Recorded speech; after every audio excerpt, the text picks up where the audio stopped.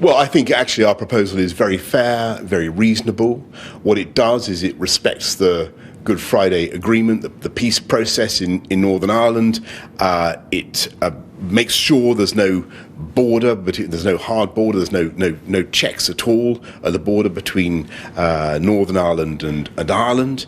It also goes further in allowing Northern Ireland and Ireland to remain in alignment, both for agri-foods, for cattle and so on, and for food, but also for industrial goods as well. Now that's a big step forward, big advance, big compromise by the UK government. And what we're saying to our friends is this is a very generous, fair and reasonable offer we've made.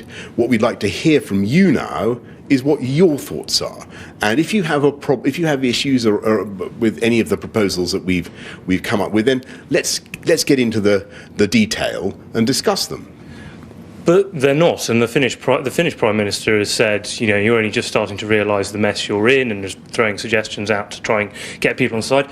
And President Macron has said you've got until Friday, basically, to try and sell this to people. How are you going to sell it to? Well, I talked to both Artti Rinnan, the Finnish Prime Minister, and to Emmanuel Macron yesterday, and I think, you know, that they can see that there is an argument now for pushing on and getting on with some substantive talks on the detail of what we're proposing. Just to go over it again, we've gone a long way.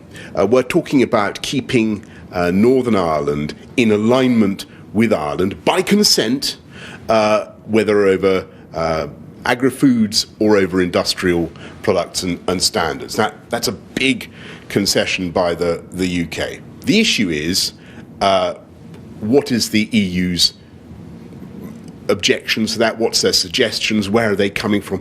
We haven't really heard the detail from them about what they think the problems are. It's time for us to get together and really thrash this thing out, and I think we can. I've just got some questions for our regional colleagues now. Court of Session in Scotland is sitting today. What are you going to do if they rule against you? Well, we will study any judgments, of course, very closely, as we always do. We will respect the law, and we will leave the European Union on October the 31st. Clearly, that's what the people of this country voted for. I think most people want just to get Brexit done. It's been going on for a long time now. And finally, a question: Harry Dunn, the 19-year-old.